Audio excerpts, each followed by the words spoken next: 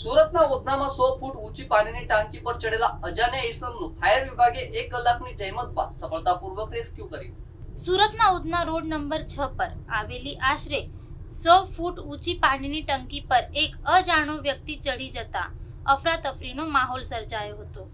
ઘટનાની જાણ થતાં ફાયર વિભાગની ટીમ સહિત પોલીસ કાફલો તાત્કાલિક સ્થળ પર દોડી આવ્યો હતો।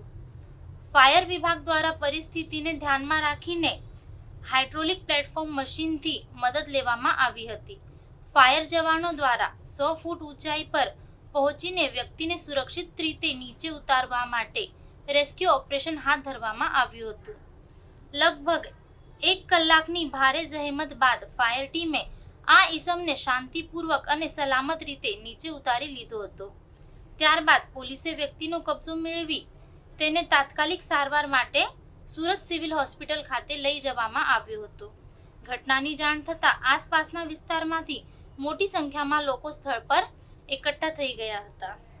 સમગ્ર રેસ્ક્યુ ઓપરેશન દરમિયાન પોલીસ અને ફાયર વિભાગ દ્વારા ભારે સતર્કતા દાખવવામાં આવી હતી।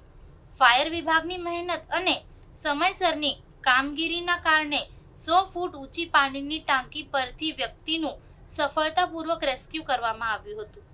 ઘટનાને પગલે થોડા સમય માટે સ્થળ પર ભારે ભીડ જોવા મળી હતી। જો કે સફળ રેસ્ક્યુ બાદ પરિસ્થિતિ સામાન્ય બની હતી।